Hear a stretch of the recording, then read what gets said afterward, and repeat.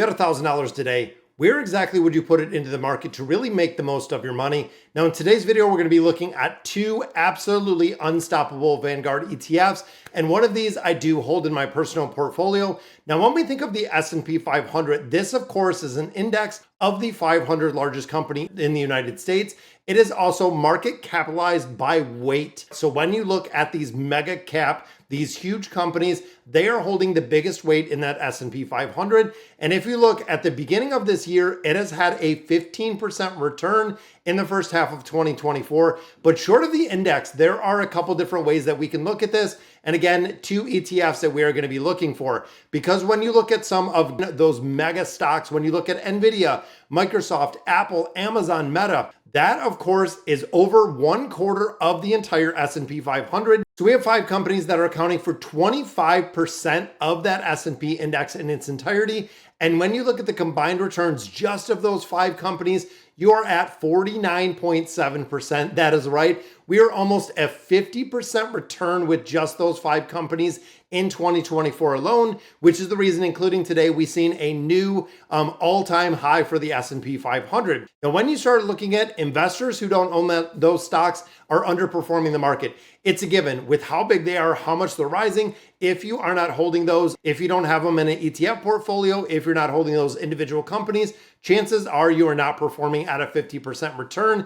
And I don't know many individual stocks except the combination of those that are doing incredibly well, except of course, Nvidia. But the reason I really go in and I do buy exchange traded funds, we're going to look at two, and they are going to be heavily vetted into the tech sector because of course they offer a lot more diversification versus holding those individual stocks. Now, the first one we're going to look at is the Vanguard Mega Cap Growth ETF. The ticker symbol on this is MGK. Now, this is one that a viewer actually was talking about. When you think of the Vanguard Mega Cap Growth, it is comprised of 78 different companies over 10 different sectors, which means you do have a little bit of diversification. But again, this is the mega cap growth, so it is mainly dominated by your tech. So when you start looking at the sectors, it has consumer discretionary, it has healthcare, it has industrial, it has financial. The tech sector dominates and it accounts for 60% of that entire fund, which again means depending on what you're looking at and what you're investing in,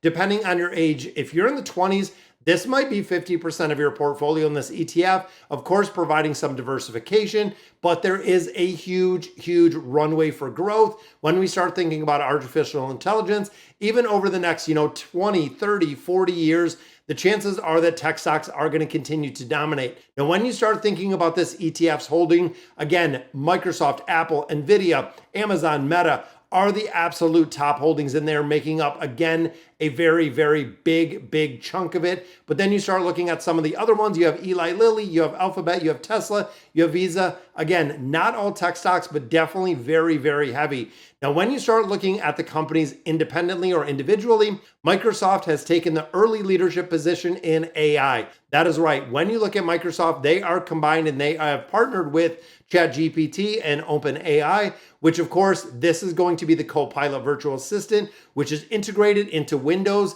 and 365 products. So you're going to see it on a multitude of fronts with the artificial intelligence. Now, of course, on Apple's side, they have also partnered with OpenAI. So Microsoft and Apple, two of the largest companies in the United States, are partnered with OpenAI, and Apple is using intelligence AI software, which of course is going to be an iOS 18 with 2.2 billion active users worldwide.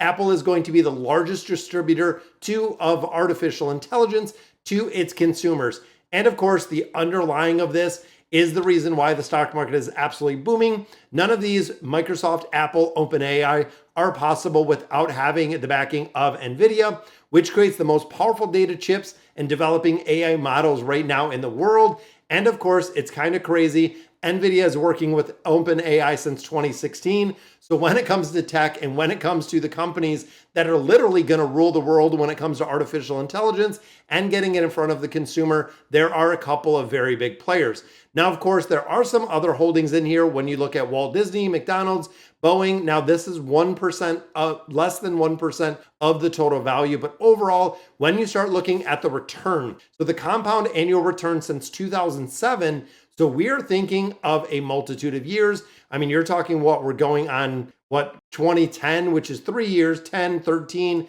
plus 4, 17 years. I think we're right around there, if my math's right. So over the course of those years, they have returned with this ETF 13.1%, which of course is far eclipsing what we've seen with the S&P 500 in that same time frame, which is 9.9%. And they're thinking within the next 10 to 15 years, AI will likely add trillions of dollars to the global economy through these companies themselves and the large tech companies, meaning this is again going to be one of the very, very big driving forces and something that you need to put on your radar to definitely invest in. Do all your research, make sure you know the AI focused stocks. And I don't know any companies that are not incorporating AI in some method, and most people are using it in their day-to-day lives. The second one we look at, and this is the one that I hold in my personal portfolio, which is the Vanguard Growth ETF. Now this has 199 different stocks. Now, when you start looking at the mega growth, we were around 78. This one's holding 200, and it is very tech heavy, similar to what we see with the other one. This tech is actually represented with 58% of the portfolio is tech heavy, but it does also have that other percentage into healthcare, industrials, financials. And of course, when you look at the weighted comparison, looking at Microsoft, Apple, Nvidia, Amazon, Meta, and of course, looking at Eli Lilly, Alphabet, Tesla, they hold the same top 10 companies that we hold in the other ETF, but it is at a much lower weight. So you don't have as much risk out to those companies themselves, because again, it does have a much lower rate, or excuse me, a much lower portfolio weighting compared to what we have with just a minimal amount of stocks in the other ETF. Now, this one has actually returned 11.5% since 2004. So in 20 years, 11.5%, again, versus that S&P 500 over 9.9% at the exact same period. So again, when you think of this and you're gaining over 1.5% every single year for the last 20 years, it is kind of crazy. Now, looking at this one, it has actually underperformed the mega cap ETF over the 1 year, the 5 year, and the 10 year because of the not such a heavy pull and not such a heavy concentration. And of course, when you look at a company like Nvidia, who is just literally crushing the entire market, crushing everything. But you have to remember though, when you start looking at mega cap, when you start really going into the VUG, theoretically, if Nvidia did take a fall, if there was a tumble, if there was a pullback on Nvidia, chances are the mega cap would see a much higher and much stronger pullback, where this one wouldn't, because again, you do have a lot more of the diversification with having, a multitude of stocks. And in this portfolio, again, holding almost 200 direct stocks. Now, of course, looking at the expense ratios, the growth ETF and the mega cap are very cheap to hold.